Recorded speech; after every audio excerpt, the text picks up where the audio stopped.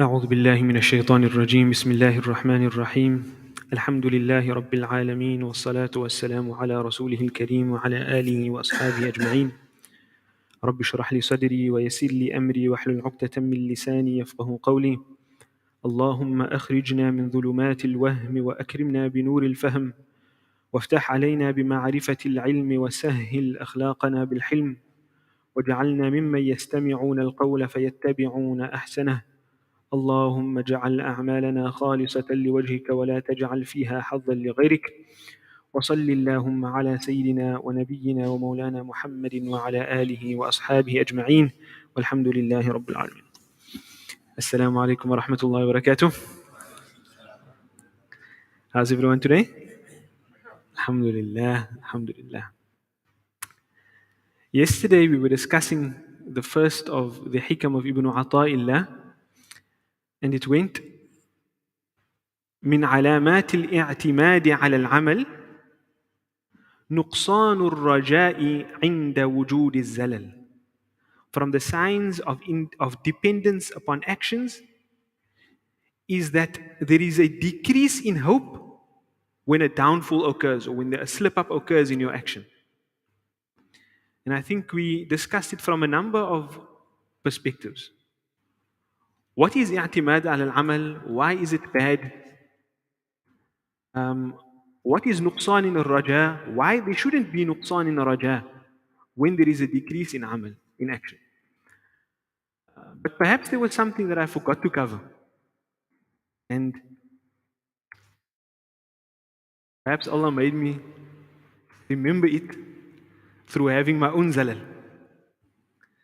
So usually there's a certain thing that I would do on a night in the month of Ramadan. And I went home last night, I was supposed to do it, and somehow I fell asleep. And I woke up and there wasn't enough time to do it. So there was my zalal. There's an action that I do, alhamdulillah, I try to have a bit of consistency in it.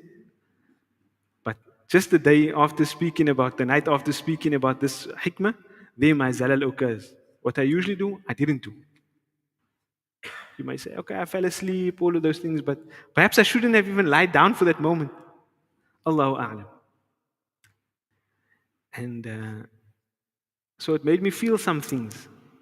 Obviously, the hikmah came to mind. I shouldn't decrease in hope. But I felt bad.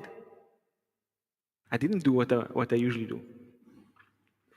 And it reminded me that what is that feeling over there of feeling bad for not having done the action?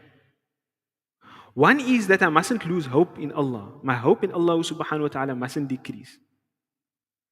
But is there any value to that feeling bad in that moment? Is there any value to feeling bad? You see, in the Arabic language, there is this concept of that we refer to as raja, and its counterpart is khawf. Its counterpart is fear. And the life of a believer is supposed to be lived between the states of khawf and raja, between the states of fear in the punishment of Allah. Or if one reaches a higher state of spirituality, not fear in the punishment of Allah, but just being fear of being deprived from the complete and perfect love of Allah. Because what does a lover fear more than losing the love of his beloved? So there's a state of fear and there's a state of hope. So yesterday we spoke about the idea that your hope mustn't decrease when you ever slip up in your action. So I try to remind myself, my hope mustn't decrease. Ya Allah, grant me what you would have granted me had I done that. Right? But is there value to that feeling bad in that moment? And the reality is, yes. If there was no value to feeling bad in that moment, then in fact you would not be justified in maintaining your level of hope. Right? I'm going to say that again. If there was no value in that feeling bad, then you would have no right to maintain your level of hope in Allah. Why? You see, Because it is a sign of your iman. It is a sign of your faith that you want to do what is pleasing to Allah. And when you don't do what is pleasing to Allah, then you feel bad about it. It's a feeling of regret. And Rasulullah sallallahu alayhi wasallam teaches us that an-nadmatu tawbah. That feeling of regret in your heart, that is your tawbah. That is your turning back to Allah subhanahu wa ta'ala. And then you turn back to Allah subhanahu wa ta'ala. And on account of that turning back to Allah, you now again hope in Allah's mercy. In fact, that act of making tawbah is a sign that you are maintaining your hope in Allah subhanahu wa ta'ala. Right? That feeling bad, or that feeling of regret, or that feeling of remorse is what drives you to undertake the act of tawbah, and that act of tawbah is what indicates that you are maintaining your hope in Allah subhanahu wa ta'ala. Right? So that feeling bad, that momentary feeling of remorse or regret is something that's very important. Right? Rasulullah sallallahu alayhi wasallam tells us in a hadith, hadith Qudsi, a hadith wherein Rasulullah sallallahu alayhi wasallam relates to us what Allah subhanahu wa ta'ala says. Right? It's different from Quran. So he says in this hadith, Allah says, أذنب ذنبي أذنب عبدي, sorry. A slave of mine has sinned. ويعلم ويعرف أن له ربا يعذب على الذنب ويتوب عليه. And my slave knows, أو كما قال عليه الصلاة والسلام, I may be mistaken in the word. He says that my slave committed a sin. And then the slave says, actually, there was a mistake in it. The slave commits a sin. Then he says to Allah subhanahu wa ta'ala, oh Allah, I've committed a sin. Pardon me. And then Allah subhanahu wa ta'ala says, my slave has sinned. But he knows that he has a Lord that punishes sins and forgives them. So, I forgive him. And then he commits the sin again. And then he asks Allah again. He regrets having done that. And then he asks Allah again, oh Allah, forgive me for my sin. Then Allah subhanahu wa ta'ala says, my slave sinned. But he knows that he has a Lord who can punish, or forgives and pardons, or grants tawbah for that sin. So, I forgive him. I give him that tawbah. And then the sin commits the same sin again. The slave commits the same sin again. And then he makes tawbah again. And then Allah subhanahu wa ta'ala says, my slave sinned. But he knows that he has a Lord that punishes and forgives sins. So I have forgiven him. And my slave can do whatever he wants to. I will pardon from him everything that he does. You see, what was the thing there? He did the sin. He had the zalal, he had the slip up. But that slip up, on account of his iman, on account of his gaze being directed to Allah subhanahu wa ta'ala, he felt bad and he made tawbah. And on account of that tawbah, Allah subhanahu wa ta'ala forgave him. And that's what makes him deserving of maintaining that level of hope in Allah subhanahu wa ta'ala. Right? So, at once, we must not have our dependence on our actions. Our dependence must be on Allah subhanahu wa ta'ala. Right? And if our dependence is on Allah subhanahu wa ta'ala, then our hope in Him should not decrease when we suffer a slip up or a downturn in our action. But there is also value to feeling bad when you have that zalal, to feeling bad when you actually have that slip up. Because it drives you to make tawbah, and that tawbah is what Allah subhanahu wa ta'ala loves you to do in that moment. If you don't make tawbah in that moment, that would be another zalal. That would be another slip up. And we don't want to have slip up after slip up after slip up. We don't depend upon our actions, but we still undertake the actions that Allah subhanahu wa ta'ala wants from us. That leads us into the next hikmah. And this second hikmah goes as follows: إرادتك التجريد مع إقامة الله إياك في الأسباب من الشهوة الخفية. Right? I'm going to say it again. إرادتك التجريد مع إقامة الله إياك في الأسباب من الشهوة الخفية، وإرادتك الأسباب مع إقامة الله إياك في التجريد انحطاط عن الهمة العلية. I'm going to translate it for you. Okay, firstly, there's two concepts that he speaks about here: tajreed and asbab. So before I translate the hikmah, I'm going to just explain to you what these two things are: tajreed and asbab. Tajreed literally means to strip away from something, and asbab means, like using something as a means to something else.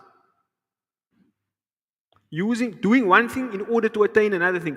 I click the lighter so that fire can come about. I light the match so that I can get a fire, or I make a fire so that I can get heat.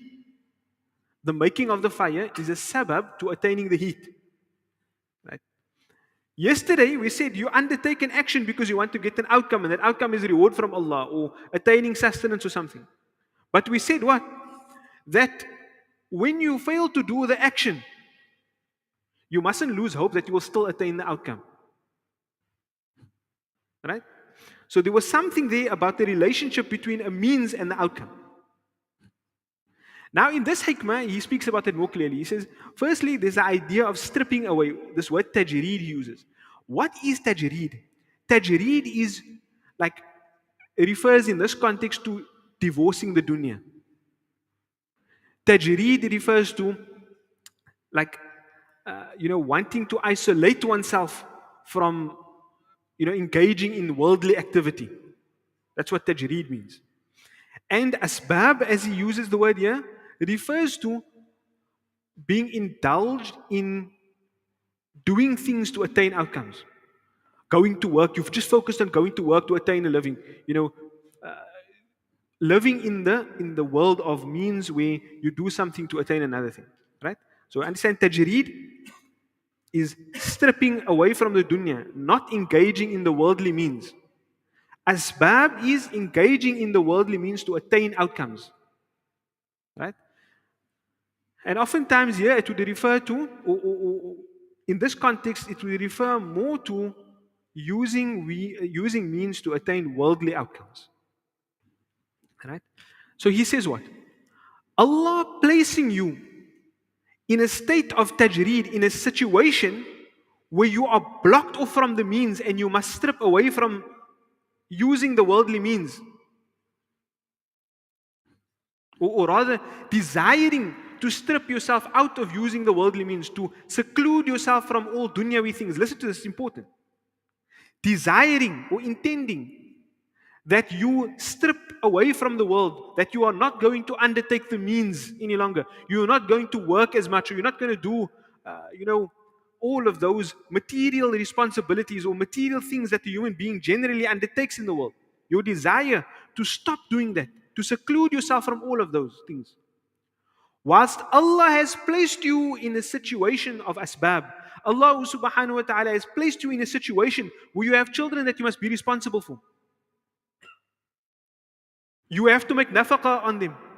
So now, iradatuka tajreed, desiring tajreed would mean you say that, no, I'm not going to work, I'm going to dedicate myself now to making ibadah.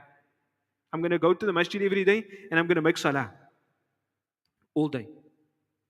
At a time when Allah has made you responsible for the material needs of yourself and other people.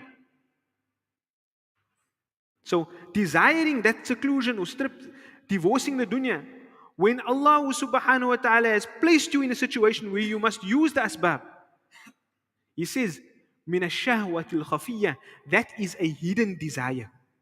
It's a hidden component of your nafs. He says that's part of your shahwa. Listen to that. Desiring to seclude yourself or intending to seclude yourself. When Allah subhanahu wa ta'ala placed you in a situation where you must use the means of the dunya, that is a hidden desire, a part of the shahwa. But it's something that people don't often recognize as that. Because they think to themselves, if my desire is, if I want to go sit in the masjid and make salah all day and recite Quran all day, that's a good thing. Isn't it a good thing? So they delude themselves into thinking that, even though they have all of these responsibilities and opportunities to use the means, it is a good thing that they don't want to be there and they want to be doing other things. They want to be divorced from the dunya. Right? And the second part of it says, وَإِرَادَتُكَ الْأَسْبَابِ, and desiring to be indulged in the means مع إقامة الله إياك في التجريد, desiring to use the means to be indulged in those worldly activities that bring about for you worldly benefits. When Allah has placed you in a situation of tajreed, when Allah has placed you in a situation where you must strip away from those worldly things, where you must seclude yourself for Allah subhanahu wa ta'ala, He says, inhitatun anil himmatil aliyah. That is a come down, if you want. That is that is a decrease or come down in lofty aspirations. Inhitatun anil himmatil aliyah. That is a come down from lofty aspirations. Now, here in this context, what is lofty aspirations? Lofty aspirations is desiring the maximum, seeking to use every opportunity that Allah subhanahu wa ta'ala has given you to please Him. So is al-himmatul aliyah something good here? Something desirous? Yes. Desiring to use every opportunity or the want or the, being focused on using every opportunity that Allah has given you to please Him or to attain goodness, that is a good thing. So coming down, it's almost what we may refer to as being lackadaisical or becoming complacent. That's a bad thing. So he says, desiring to use the means when Allah has placed you in a circumstance where you have to cut off from the means, where you have to cut off from the dunya, that is becoming complacent and lowering yourself from the high hopes that you should have, the high aspirations that you should have. So in the first part, he's telling you what? Desiring to not use the means, to strip away from the means. When Allah has placed you in a situation where you must use the means, is a hidden desire. But desiring to use the means, when Allah has placed you in a situation that you must strip away from the means, that is a sign of complacency or a come down from the high aspirations that you should have. Now, what can we discuss here? What are such situations, or what is... Okay, we have an understanding already of what is iradatul tajreed, desiring to just seclude yourself, thinking to yourself, you know what, I'm just gonna scale down my life. I'm going to, I was living in a nice big house and my family is accustomed to all of that. But now what I'm going to do is, I'm just going to neglect maintaining all of that. And I'm just going to dedicate myself to ibadah, and the rest of my family must just suffer. They must just lower the standard of living with me to facilitate for my seclusion in ibadah. Right? That's iradatul tajreed. So he says, desiring tajreed, when Allah has placed you in a situation of means. If you know, for example, my family, and I don't mean you must just pander to the whims of your family. Because if your family themselves are not muhadhab, their nufus are not trained already, they're just going to want more. And Allah never ever makes you responsible for simply fulfilling the desire of your dependents or fulfilling the desires of your society.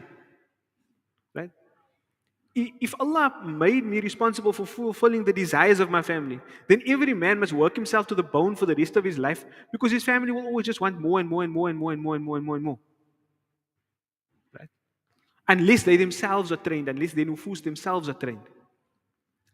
But if my family, they have a standard of living, I marry a woman and she comes from a standard of living, and I marry her with the knowledge that I must provide for her the same.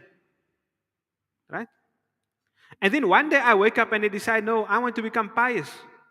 So I used to be running a business all along. Now I'm just going to leave that. And she might just be willing to take the minimum nafaqah that I'm going to give her, just because that's what I want to do. He says that's actually your desire. What Allah requires of you in that moment, because Allah placed you in the situation where you have that responsibility. What Allah wants from you in that situation is to use the means, is to go and work, to earn a living for your family, to see to their needs, to maintain the standard of living that they came from, to give them what is beneficial for them. Obviously, not to give them what's harmful for them. Like I said, it's not just to pander to their whims. But you can't take a person who's accustomed to living here in the islands, he's accustomed to living in the islands. You can't tell him one day, look here, we're going to go live in Khayelitsha. And think, oh, he's so pious, mashallah. My father has decided now we are going to dedicate ourselves to the akhirah. The likelihood that you're going to find that is near zero. Unless, like I said, the nufus of your own family themselves are muhaddaba, are trained. And then it's not that you're going to go live in necessarily in Khayelitsha. I'm just using that as an example, right? But to come down from what you are accustomed to is a difficult thing. And Allah subhanahu wa ta'ala doesn't always require that instantaneously from people. Right? Allah doesn't require that instantaneously from people. So, if you have that desire, what you can do is, you can discuss with those who Allah made you responsible for. You can discuss with your family. You can discuss with your dependents. And if they are all happy with it, then by all means, go ahead. Then by all means, you can go ahead, you can cut down on your worldly activity and engage more in ibadah and seclusion and the like. But if that's not the case, and your family have reasonable expectations from you, that Allah subhanahu wa ta'ala has imposed upon you, and then you want to strip away from that, then that's actually your own desire. And you might be deluded into thinking it's not your desire because what you want to do looks like a good thing. That's why he calls it shahwa khafiyya, a hidden desire. Right? And that is something that occurs sometimes. It is something that occurs. What? Both that people want to step down, they want to scale down when their family is not ready for it. When those that they are responsible for is not ready for it, or they are not ready for it. But you also find the opposite. Many a times we find ourselves in Darul Ulum's teaching and that. Oftentimes you'll find a man coming. The guy's married. He's coming to study. And then before we are willing to accept him, we ask them, you're coming to study here, but you're married. Do you have children? You have children. Are your family on board with you coming to spend your day here? If your family is not on board with it, we can't accept you. But oftentimes you will find that the man has spoken to his family, he's spoken to his wife, and his wife said, it will be my joy to decrease my standard of living so that you can go study for the path of Allah, in the path of Allah. He has spoken to his children and he has made their tarbiyah, and the children say, no, we are happy to not get everything we want so that you can go study in the path of Allah. We do see that. But as one of our teachers have said, When you see that, know that you are standing in front of qit'atun malaikiyah. This is some angelic thing that you see. It's not the norm. To find a family, a whole scale, all together like that, willing to come down from the standard of living, not so that they have to look, we'll still have a baseline. We'll ask the person, look, you're coming to study over here, does it mean you're going to stretch out your hand to other people for your family? If that's the case, we still can't accept you. But if you earn enough so that you can fulfill the nafaqah of your family, but just it means they're going to have to cut here and there, and they're all happy with that, we'll accept you. But like I said, that's an angelic thing. It's not the norm.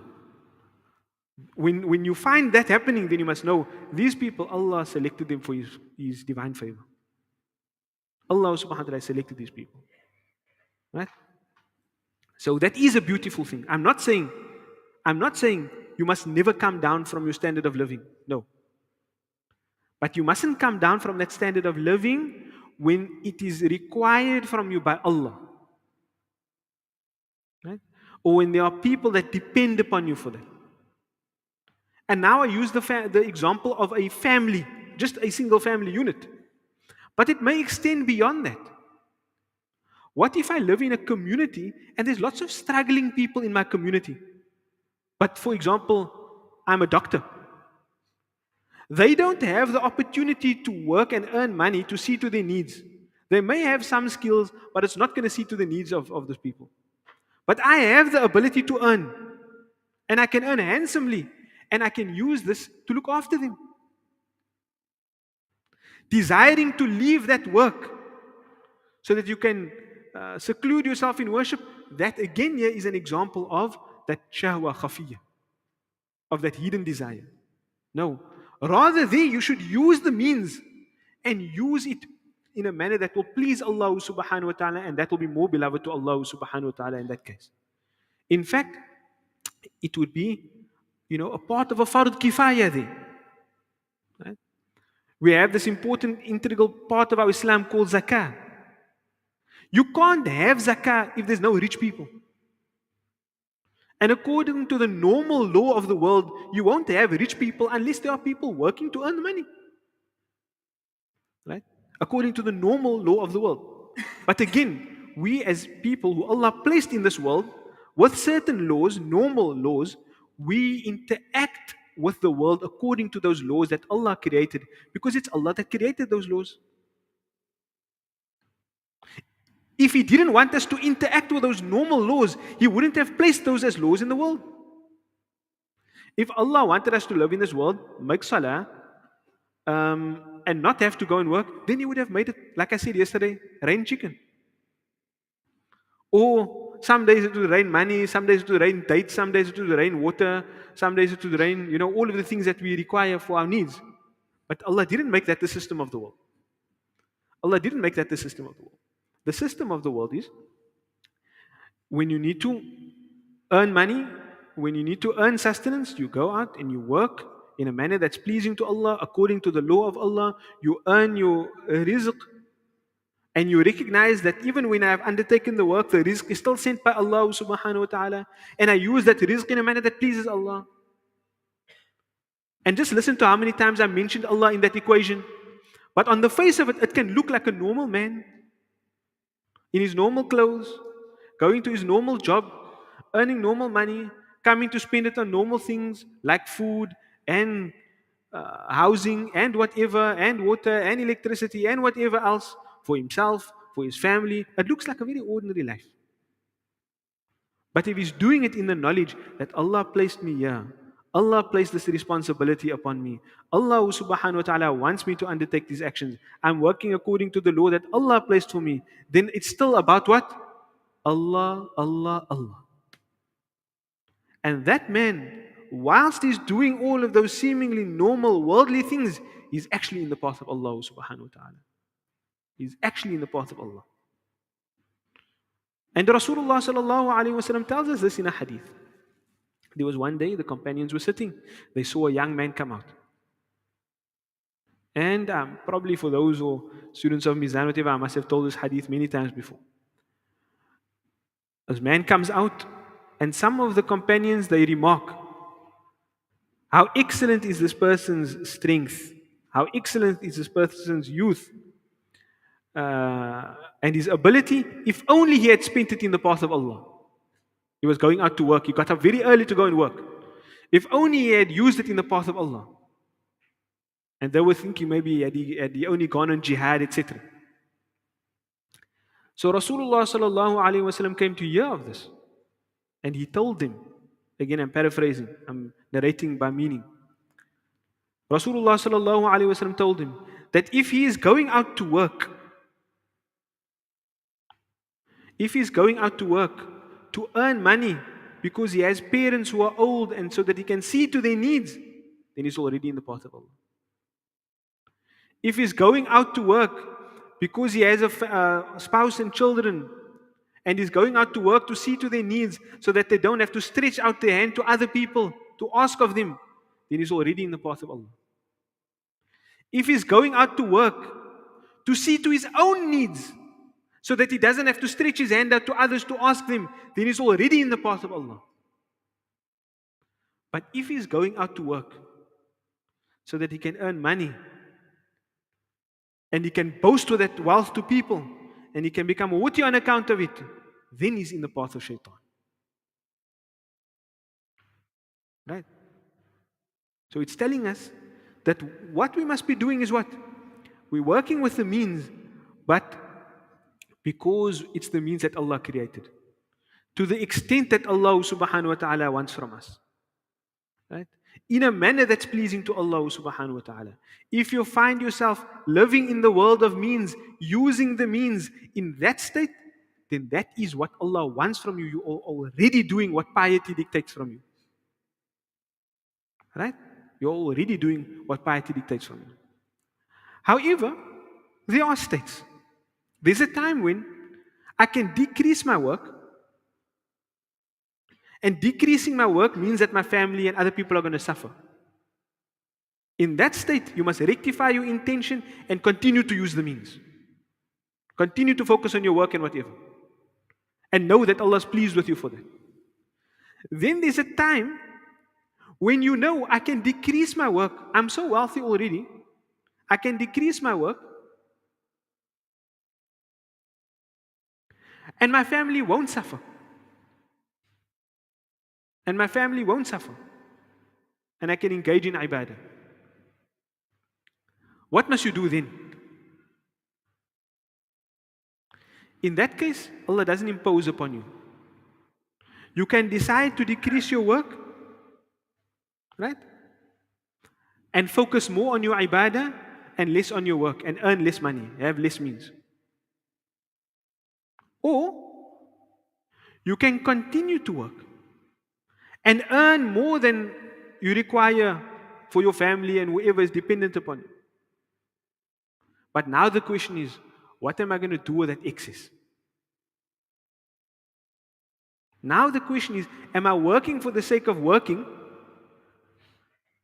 or am I working for the sake of Allah? Assalamu alaikum. In that case, you have a choice. But to maintain that high level of piety, you must ask yourself, what am I going to do with that excess? Because having that excess is, it's a burden. You're going to be questioned about it by Allah. And if you want to do the bare minimum, then you at least have to pay your zakah. If you pay your zakah, you won't be punished for having that means beyond your zakah. But if you want to attain lofty status, then you must use that excess for what is pleasing to Allah. وَيَسْأَلُونَكَ مَاذَا يُنْفِقُونَ Allah subhanahu wa ta'ala says in the Quran, they ask you what they must spend. قُلِ الْعَفُ. Say to them, they must spend what is surplus. They must spend what is surplus, what is beyond their needs. Right? So now, what can you do with it? See to the poor people, see to the orphans. We live in the most unequal society. There's poverty anywhere you look. See to the Islamic institutions. I'm involved in many Islamic institutions. All of them are short of money. All of them are short of money. Why? That's the nature of these institutions. Somebody comes, that person that's willing, oftentimes he finds himself in difficulty. but he's willing. So sometimes, like I said, in our interview, we'll have to turn him away because he must focus on his earning his living. But sometimes there are situations that these institutions, they won't even continue to exist if there aren't wealthy people in the society that fund them. Historically, you never have a situation where a madrasa gets set up and the madrasa must go look for funding. No, there'd be awqaf set up in the society where people, wealthy people, are proactively, they've set up institutions that has money, that has wealth, that earns profits, and they have set that money proactively away so that it can fund institutions. Um, they have they are looking for good in society to see to. In fact, it would be the desire of the wealthy people at that time. You know what? I don't even want to set up something else. I want to be the one to fund this entire project myself. They would have that desire. I'm not going to set up the thing and go look for other people. I want to be the one to spend my money. I don't want to be deprived of the opportunity of spending my money. So in that case, where a person has surplus to their means, and they're still living in the world of means, they're still going out to the job and working hard, but they have that surplus, and they're using that surplus to fund all of the activities of the Muslim society and of the people who are in need, then that may be a loftier state for them than to cut off from the means and just, pray raka'at of worship. But I can tell you, few and far between are the wealthy people who are ever ready to spend their wealth like that. And like I told you, I'm involved in institutions. I see how it goes. I never like to be involved in fundraising. But I can tell you, the ones who are bold enough, the ulama who they don't have any needs of their own, but they're willing to ask other people for the needs of other people. It's a brave thing to do. Right? They have a hard time. You go to the guy, he has millions. And then he wants you to justify to him for hours on end why he must give you money, and then he lets you leave with 1,000 rand, 10,000 rand. You wasted my time. I didn't waste your time. You wasted my time. There's other people who are willing to give. Right? It's a difficult state to be in, to have that surplus and to give readily. But our wealthy people, if they want to be the wealthy people of piety, not poor people, stay wealthy, but the wealthy people of piety, then that must be your goal for your wealth.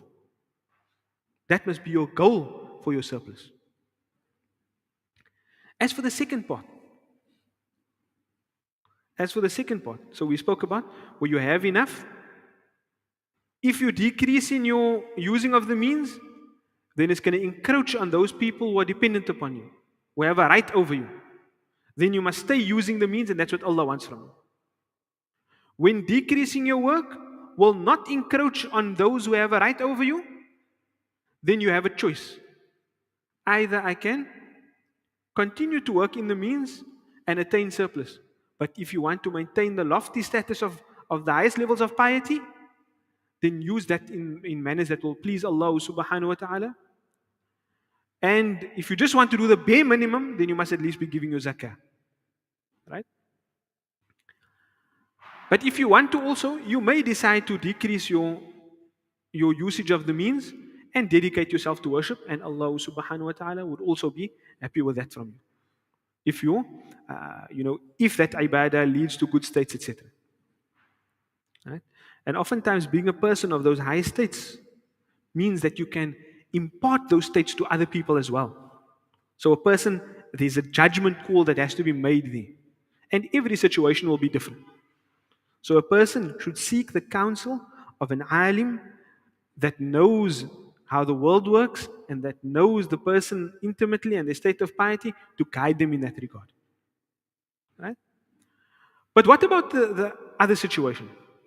إرادتك الأسباب مع إقامة الله إياك في التجريد. What about desiring to use the means when Allah has placed you in a situation where you must be cut off from the means? What are such examples? You find yourself in an environment. And in this environment, you have a comfortable life. You're able to earn a lot of wealth and you're able to live luxuriously. But in this environment, there is a detriment to your own deen. Perhaps next door to me there's a place of illicit activity, or there is, lots of music around me all the time that has bad lyrics, or there is a threat to the iman of my children. There's no community for my children to grow up in. There's no masjid close by for them to attend.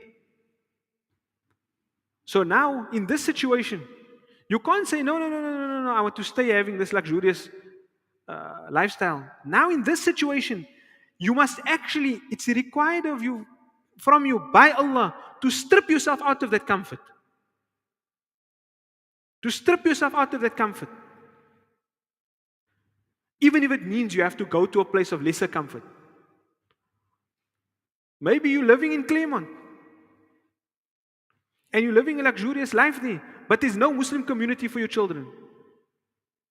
Or there's no Islamic education for them. And you justify it to yourself, no, you know what, I can't take my child every day to learn about the deen because now it's too far. I have to drive all the way and then there's traffic going to Rylands where there's some madrasa perhaps.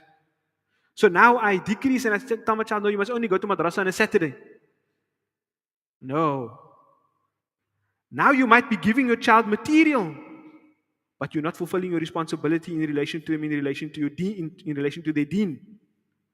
In relation to their deen and in relation to your deen, because it's your responsibility. Now what does Allah expect from you? Allah expects you to strip yourself from that luxury and to find yourself in a space where your deen can be preserved. So he says, when Allah puts you in that situation where you recognize there is something that requires me to move, whether it be on account of it being a detriment to my deen or the safety of my family or whatever it may be, that's your responsibility. And then you say to yourself, no, I want to stay here in this means. If I'm going to leave there, I'm going to have to come down from my standard of living, etc. It's not going to be as comfortable. Desiring to stay in the means, when Allah has put you in a situation where you must strip yourself away from that means, that is inhitatun anil himmatil aliyah. That is a come down from the high aspirations that you should have. That is a come down from the high aspirations that you should have. You may think to yourself, oh no, I'm still fulfilling my responsibility in relation to my child because I'm sending to madrasa on a Saturday. You can't sit with the ulama frequently, but okay, you can sit with him on a Saturday. Yeah, he's going to play soccer every day of the week. Is that what Allah wants from us in this life? And it might be a piercing thing for me to say. Because the natural progression that we have in our lives generally is, and we want for our children, they must go, we had a difficult life, they must go study, go to university, get high degrees. Every youngster in my generation has a degree, doctor, engineer, whatever the case may be, which wasn't the case in the era of my parents, who lived with a lot more simplicity. Everybody has that. And naturally what happens, your earnings increase. And when your earnings increase, you think to yourself, oh, what must I do with this money? Your standard of living increases. You move into the leafy suburbs. Not that it's a problem. It's not a problem at all to live in those places.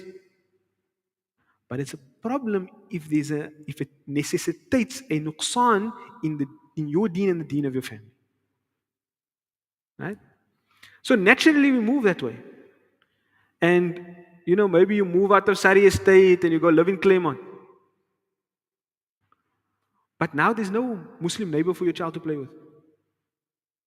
There's no auntie that's going to tell him to go to the masjid. Maybe there's no masjid close by for him to even go to.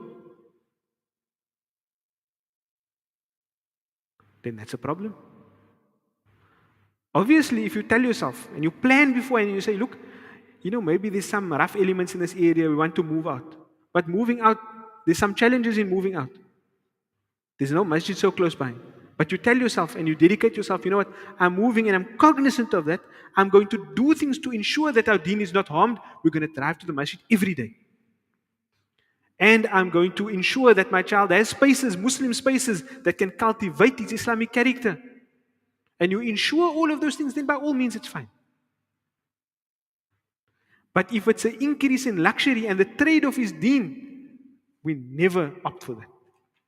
That is what Ibn Atta'illah is talking about here. That is a come down from high aspiration. The aspirations that Allah expects us to have, that we should be aiming for in our life. Right? So that's an important lesson. Is our time up already? Time's up. Important lessons to think about. إرادتك التجريد مع إقامة الله إياك في الأسباب من الشهوة الخفية. Desiring to be free of the dunya when Allah has placed you amidst that means is from the hidden desires.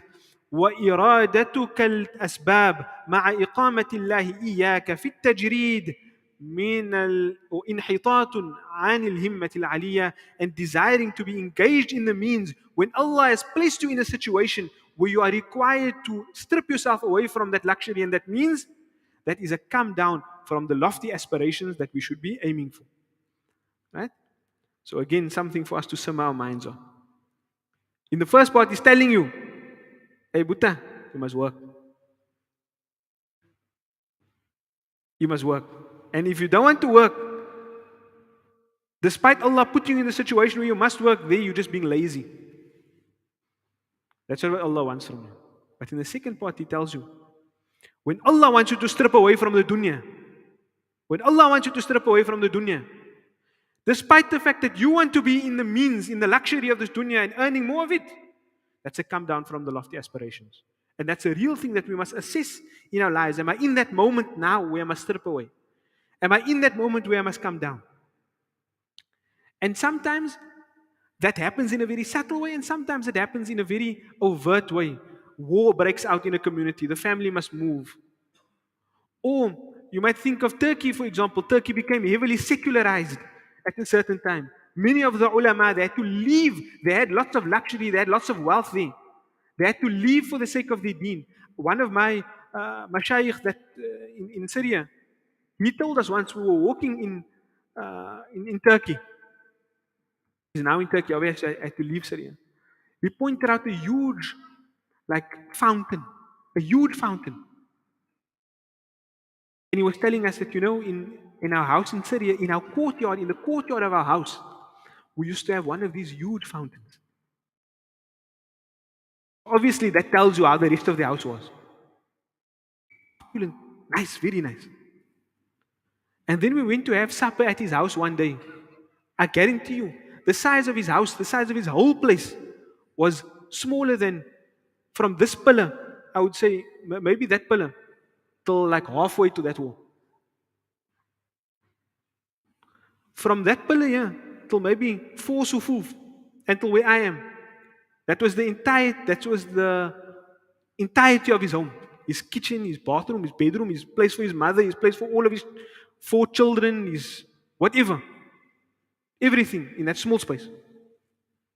So he had to leave that luxury that he had there and come to a very small, cramped place here in Turkey. But why were they willing to do that? They were willing to do that because they recognized that at that moment, in fact, why he had to leave was because he was defending the Sahaba. They locked him up in jail for that, for defending Aisha radiallahu anha. They locked him up in jail. So he had to flee with his family when he came out. So he fled from all of that luxury to the small apartment. Why? For his deen and the deen of his family. In fact, many of the mashayikh that we met last year, myself, Mullah Muhammad, Mullah Khalil, and Mullah Irshad, we went together. One night, can I tell this one story? One night we were walking from a masjid. I can't remember where all we went, but anyways, it was 12 o'clock nearly. It was about 12 o'clock. And we were walking back to the Sheikh's house. We walked past. His house was fairly far from this masjid. We went to that specific masjid because there was a dhikr there that we wanted to attend. And as we were walking back, there's a small kid. He sees us. And he asks the sheikh in front, like, who he is and whatever, and he learns that he's like an alim, and he learns that, we are all students of deen. So he says, he has this big bunch of keys on his belt, on the loop of his belt would go. He says, no, ulama walking past my house, you must come in for some tea. So we tell him, hey, it's 12 o'clock. We don't want to disturb your family. He says, no, no, no. You have to come into my house for some tea. So we told him, no, man, maybe another day. We can't come now. It's too late. He says, if my father knows that a group of ulama walked past my house and I didn't invite them in, he'll be very unhappy with me. You must come in. So there's like 7 of us. We come into the house. We came to learn that he was about 12 years old. He comes in, he comes to sit with us. But before he comes to sit with us, he tells his brothers, about 7 years old maybe, you must tell the sisters, they must go prepare some tea and biscuits and things, they must bring it to us. Poor people, a small place.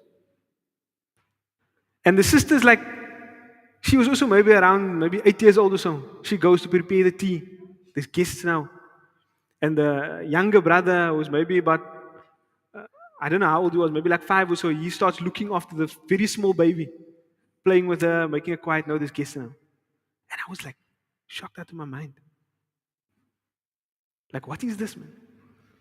A family that's ready to make khidmah at like 12 o'clock in the night just because they saw people connected to the deen. No, this only comes from tarbiyah. And then the father came up. The father sat with us for a bit. And he was telling us about his story. He was actually he was a descendant of Rasulullah sallallahu alaihi wasallam.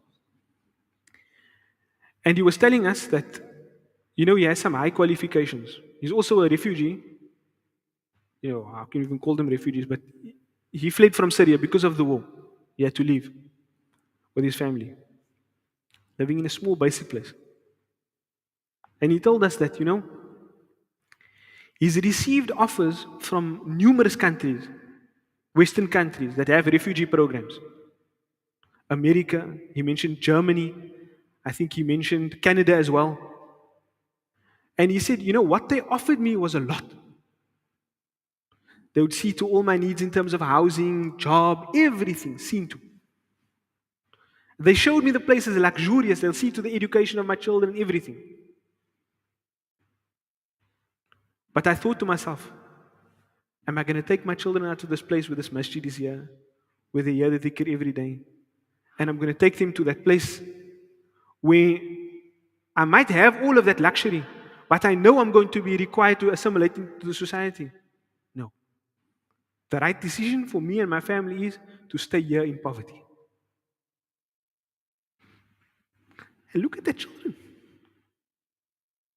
In fact, after that, after getting the kids to come and make tea and all of those things for us, the father told the boy, okay, you must recite some Quran for us first. Because he's hosting the guests now. This is the etiquette of hosting your guests. Recite some Quran for them. After reciting some Quran, sing a nasheed for them to make them feel at ease. And then you come and you serve all of them and you greet them. Who are we? All that he knew about us was these are people who are students of deen or students of sacred knowledge. And they wanted to treat us like kings, kiss our hands and all of these things. Where does this come from? That's only tarbiyah. And that's only the divine hand of Allah subhanahu wa ta'ala's guidance. Why did I tell you that story? This is a case here of where the man is faced with a choice. He's living in poverty and in difficulty. His family had to come down from their luxurious living in Syria. But this is a case where Allah placed him in a situation of tajreed. Despite the fact that he may want the means, he stays in that state of tajreed. He stays in that state of divorcement from the dunya. And that is a sign of lofty aspirations. That is a sign of lofty aspirations. And I'm telling you, if you want to see the examples of that, just look at the pious people who keep their families in that state of poverty for the sake of Allah. In fact, you know what? The greatest example of that was Rasulullah sallallahu alaihi wasallam. If anybody wanted the skies to rain gold for them, and the earth to grow the luscious crops, it would have been him sallallahu alaihi wasallam. If anybody wanted the wealth of the wealthy people to be placed at his feet, it was him sallallahu alaihi wasallam. But he said, no, I want to live with the poor and I want to die with him. Sallallahu alaihi Muhammad, sallallahu alaihi wasallam. So may Allah subhanahu wa ta'ala grant us to reflect on our situation. And may Allah subhanahu wa ta'ala make us cognizant of keeping our eye on it. So that we know, is this a moment when I must strip away from the means? Or is this a moment when I must engage with the means? Why must I engage with the means? Because it will be pleasing to Allah. Why must I strip away from the means? Because it will be pleasing to Allah. It's all about Allah. Allah, Allah. So may Allah subhanahu wa ta'ala guide us, let our minds summer on it, and make us people of that high aspirations. With this I end. Wa jazakumullahu khairan. Are there any questions? Bismillah. Okay. Question on Facebook. Okay. I'm confused. So I have 7 dependents, but I desire to be on i'tikaf. I chose not to this year due to rather being in assistance to my wife and kids. Have I chosen the lofty option or not?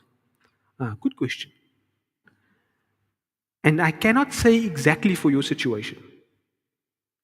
If your family would be able to manage without you, if your family could be able to manage, would be able to manage fine without you, then you should opt for i'tikaf. But if leaving your family, maybe you live in a bit of a dangerous area, if leaving your family would put them in danger or render them in need that they can't bear or that they won't understand, then it's better for you to stay at home. So only you can make that call.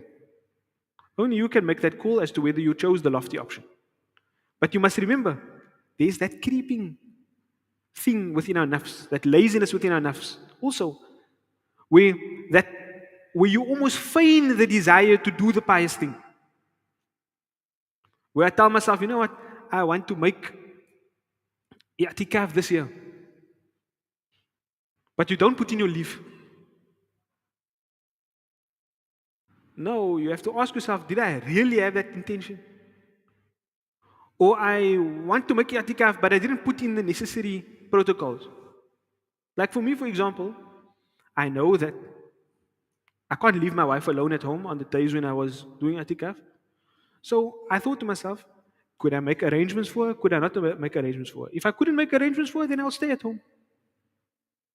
If I could make arrangements for her to be in a safe space, then I go on i'tikaf. If there's something that my children require, and that requires me to be there, then I ensure that I'm there to fulfill that. Maybe they are safe in their home, but they need to be at a certain place at a certain time. And they wouldn't be able to get there if I'm not there to take them. Then you must be there to take them. But you see,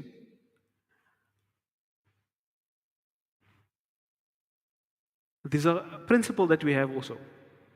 ما لا يدرك كله لا يترك جله.